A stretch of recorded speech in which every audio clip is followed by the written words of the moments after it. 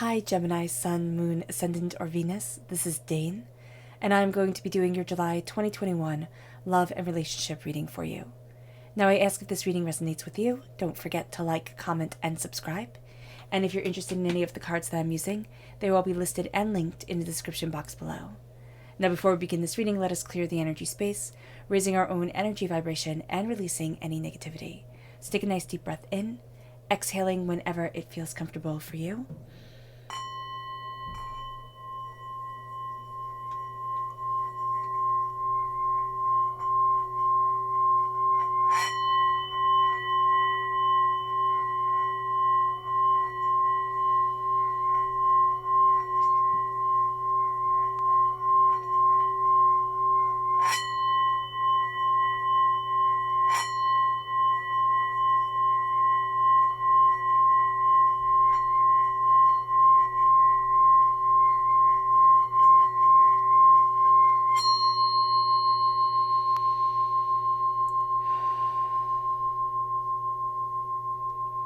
Releasing all negativity from the body like storm clouds. Letting yourself feel calm, centered, and at peace as we enter into this safe and loving space. Let's let the bulls sing as we see what the tarot has to say.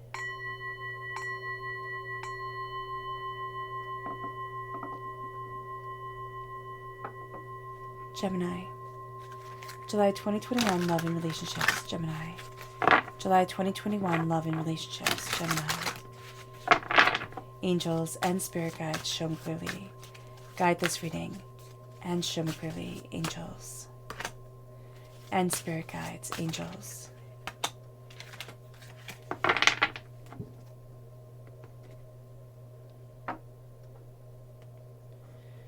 Gemini. July 2021 love and relationships. Gemini. July 2021 love and relationships. Gemini. Angels and spirit guides, show me clearly. Guide this reading and show me clearly. Angels.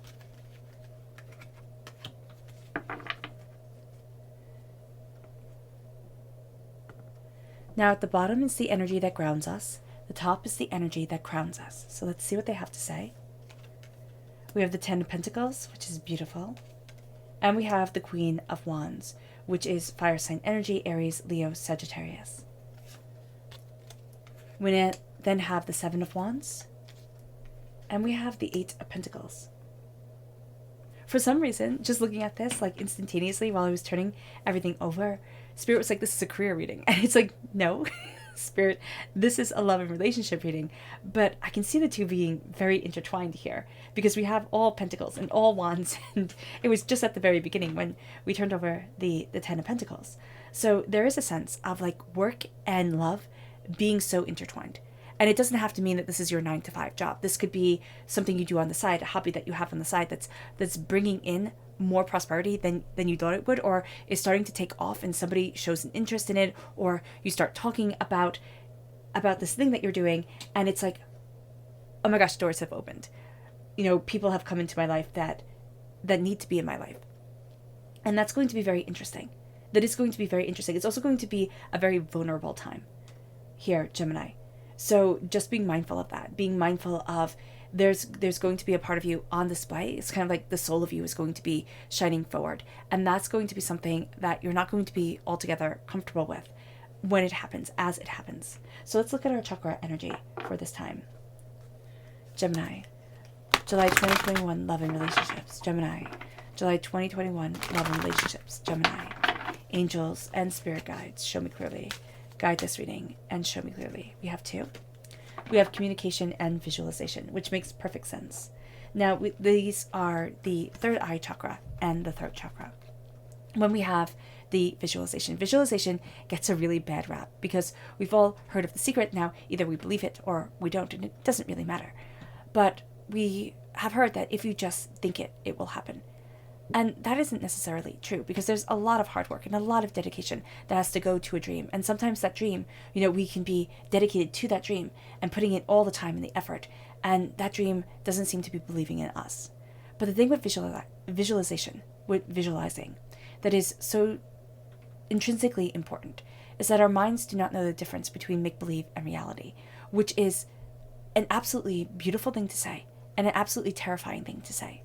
So when it comes to the visualization, we are opening up the pathways within our minds to say, yes, I can do this. Yes, I can walk forward this way. Yes, I can have this bounty in my life. Yes, I can. And the communication, the throat chakra, which we're all about communication as air signs. This is communicating with ourselves, with what we want. This is communicating with our spirit guides, with our angels, with divinity. This is also knowing that when we step into a situation, we're communicating on a multifaceted, different level than other people are. What we're looking at is not what they're looking at. What we bring to the table and what we're seeing them bring to the table isn't necessarily what they mean to bring or what they can see or sense or understand or feel within us. And we're going to think, well, what the heck's going on? Like, they should know, because I'm making this so clear. And we can think through our actions, through our words, that we are making it clear. But because we haven't spelt it out, kind of step by step, it's not going to be as clear to them. And plus, we're going to be able to see their auras, their energy, their power essence of self more clearly than they are. And so they can think that we're actually not playing fair because we have this insight, we have this way of looking at them that sees when at times they don't see themselves. And the visualizing of what we want from a relationship, but what we also want from our creative instinctual self is going to be so important, because that creative instinctual self is going to be such a part of us during this time. And it's going to be where our love comes from. It's going to be where our sense of passion and joy and greater understanding comes from. We also have to be sure not to use this as a weapon, not to use this as a sense of I'm in this battle, I've been in this battle for so long to get to where I want to be. How could you possibly understand? Or how could I possibly let somebody in to see this? So that's going to be something that's going to be very interesting. Now let's look at the energy we have to be mindful of during this time. What is the energy that Gemini needs to be mindful of? July 2021, love and relationships. What is the energy that Gemini has to be mindful of? July 2021, love and relationships. Angels and spirit guides, show me clearly. The King of Pentacles. Now this is Earth sign energy, Taurus, Virgo, Capricorn. This could be a time where, again, we're just really not interested in love in the way that everybody romantically, sings about it and talks about it. But we have to be very mindful that we don't start falling for people because they are successful in the way that we want to be successful. They have this power, they have this gravitas to them that is going to draw us in. We're going to be like, ooh, wow, this person really gets it. This person's really deep. This person's really focused. This person's really powerful and passionate and abundant. I should do what they do, or I should, align myself with them, either romantically or business-wise. And this is going to be a time where we have to understand there's more. Yes, we need somebody, and we might always need somebody who's good with the books, who can see things, in that logical, chronological order that our mind might not be able to at times, or might not be able to at all. And so here it's saying be very mindful, especially if you have earth sign energy within your chart, whether you're born on the cusp with Taurus, or whether, again, you just have earth sign energy in your chart somewhere, that this doesn't just become a logical time, that this doesn't become a time where it's like, let me see the money, let me see what is prosperous, what is bountiful, what can move me forward to the place that I think I should be.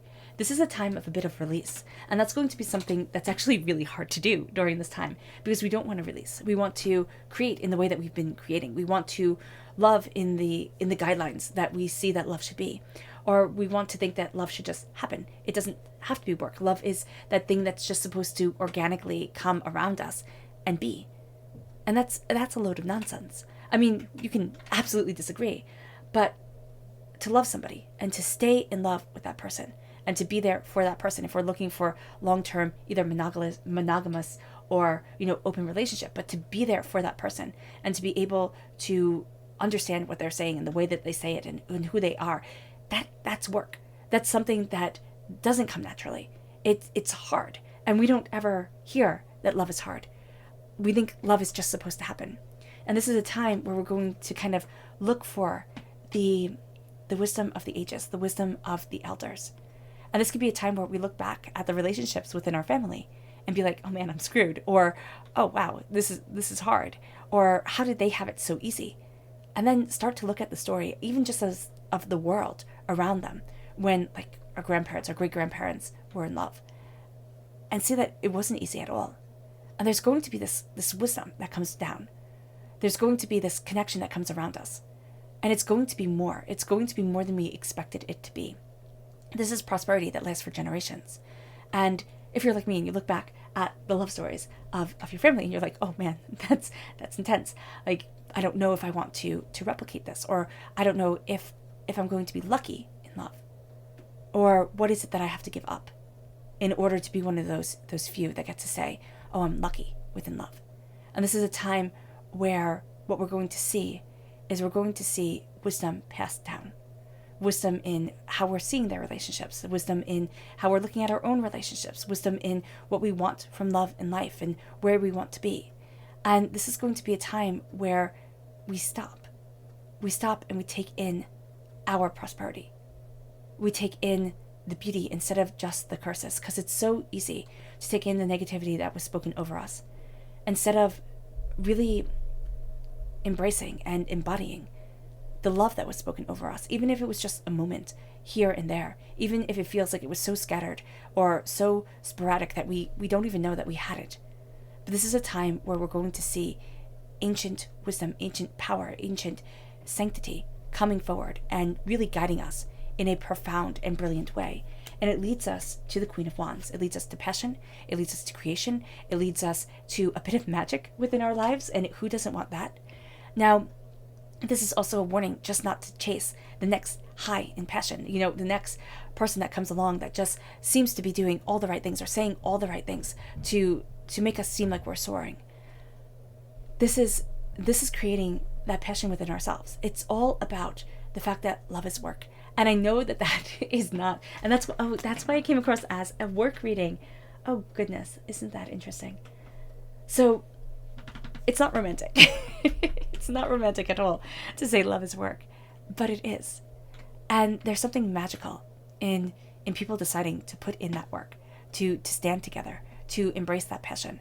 And it's within any relationship, with any form of love. The love between, parent and child, or caregiver and child, the love between siblings, the love between, partners, the love between everyone, the love between, human beings and their pets. To be able to have that connection and to show up for each other, that's powerful. And this is starting to surround ourselves in love, to say it's more than just the idea of, the erotic love. There is something more to it. There is something more, and it's the erotic love that's always sexual. There's something more to it that we are embracing during this time, that we are creating around us, that is building us up and leading us forward. And we become aware that I don't have to fight. I don't have to fight nonstop, because the Seven of Wands is like, I'm here, I'm fighting, I'm fighting for what I love, I'm fighting for what I need to love, I'm fighting for where I need to be. It becomes exhausting. It's a constant battle. And what we're going to see is we're going to see ourselves stepping back and saying, I'm fighting for what I believe in. I'm fighting for what's intrinsically important for me. I'm fighting for my passion and my development and myself. But I'm not fighting every battle, because when I fight, it's going to mean something. Instead of my energy being drained because I'm just fighting all the time. Life has become one battle after another, and I can't rest. I can't be, because there's always more that needs to be done. There's always more that is being called from me. And a lot of the time, we just can't be constantly on. Constantly fighting, constantly defending, constantly, standing our ground and saying, this is it. It's like, no, some things aren't worth fighting over. There's a saying that, my grandparents used to say, if you're not, and my mom says it now, if you're not going to remember it in 5 years, let alone 5 months, what's the point? What is the point? It's just getting you upset. It's just taking away your energy. And that's what we're going to be creating here. We're going to be creating something that is beautiful. And these are all the relationships that we've had before. These are all the times we've connected emotionally to people and they haven't connected back. This is the 10,000 hours to be a master at something. And you can become a master at love.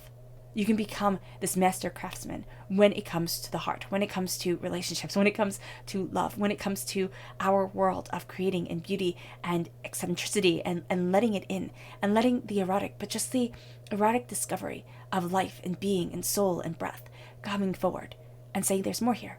There's more here than most anybody ever realizes. And I get to be a part of this. I get to hold this. I get to embrace this. And this gets to be me. I'm working towards love. And there is really something here of when we step back and we say there's love in everything. And there's love for everything. And there's beauty and there's connection and there's brilliance. And I'm tired of the constant fighting. Of the constant fighting and the constant, endless work. Yes, love is work. But it doesn't get to drain me all the time. It doesn't get to be like the pitcher where you're pouring in the water, but nobody is filling up the pitcher. So you're just sitting there pouring and nothing is coming out and nothing is being quenched. Or it's time for you to drink and you don't get to be quenched. So that is going to be something that's very interesting during this time.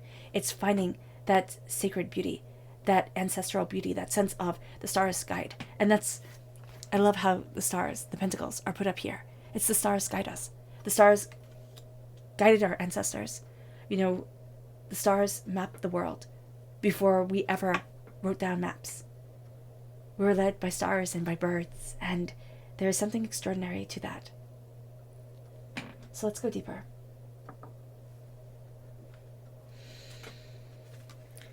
Show me deeply, Gemini, love and relationships. Show me deeply, Gemini, love and relationships, July 2021. Show me deeply, Gemini, love and relationships, July 2021. Angels and spirit guides, show me clearly. Guide this reading and show me clearly. Angels and spirit guides. The Queen of Pentacles, again, it's all about the pentacles and the wands, the passion and the prosperity coming forward. And that's what it is for us. It's a time of nurturing the prosperity, nurturing the dreams and the wishes and the seeds that get to be a part of our lives. There is a sense here of breaking a barrier to love, breaking a barrier of desire, saying that there is more than could ever meet the eye, that I am embracing, that I am moving forward in, that is developing within me, and that I am developing with.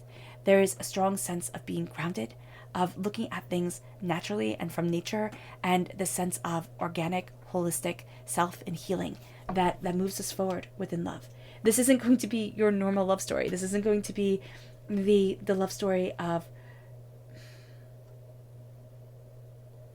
all of a sudden just being swept off your feet. This is something that even if you're all of a sudden swept off your feet, this is something that has taken a lot of work, a lot of time, a lot of showing up for yourself. And then there's this connection, and nobody sees it but you. It's like this connection to our passion, our desire, our wishes, our dreams, our reason for being. And it's just to open up doors that are extraordinary when it comes to love. It really does. And it has to do around, like, my soul is shining. My soul is shining. And people see it. Subconsciously, our chakra message is relationships, the sacral chakra. Now, the sacral chakra is where a lot of negative energy from this life and past lives are held, which is really quite opposite to the fact that it also holds our creative and sexual energy.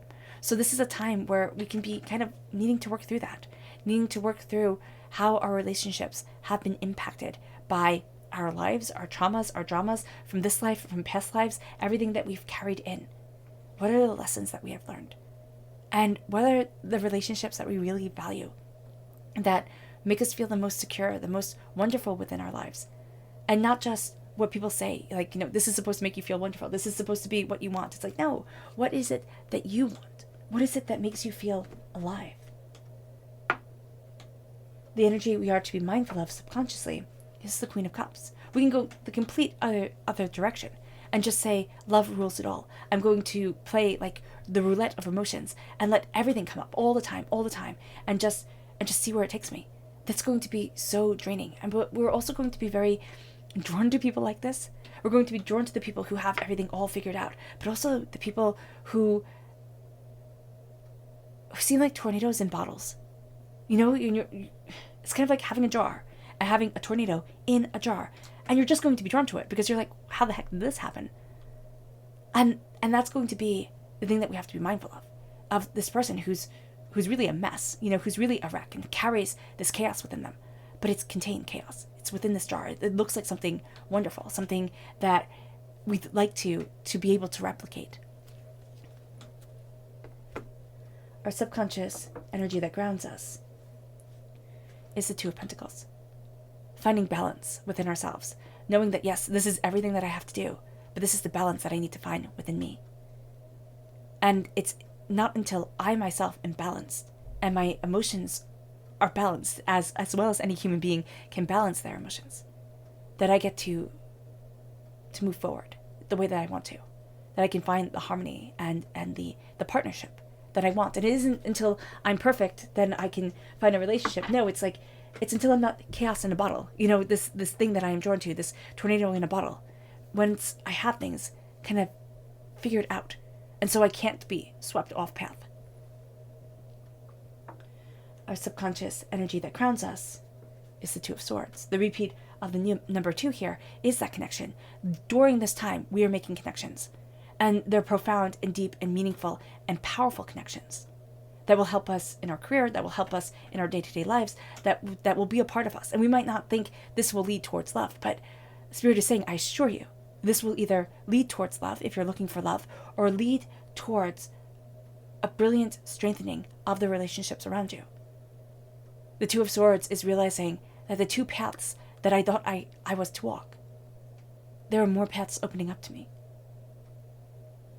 And I had to not be able to see them, to be able to experience them, to be able to move forward with them. The subconscious energy that brings us deeper is the Seven of Swords, sneakiness. Now, we've experienced sneakiness within relationships, but people say this about Geminis all the time. Geminis are sneaky. No, it's like Geminis just know when to leave, when they're done.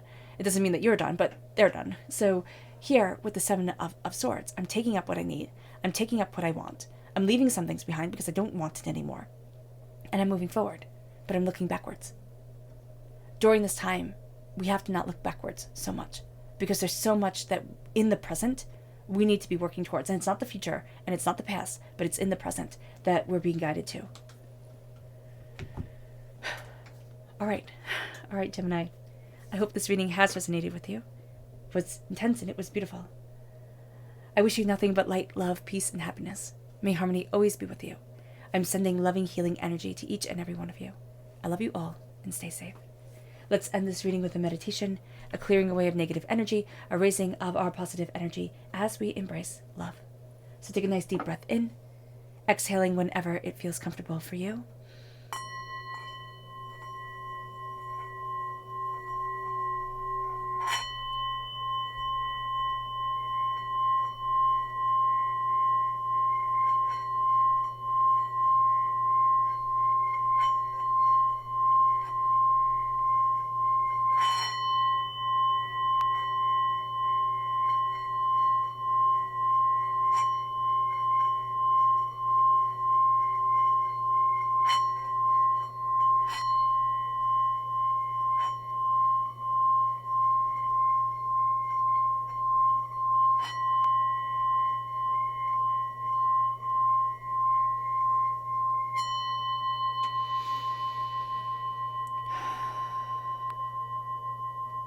May you move forward in peace and in harmony, Gemini.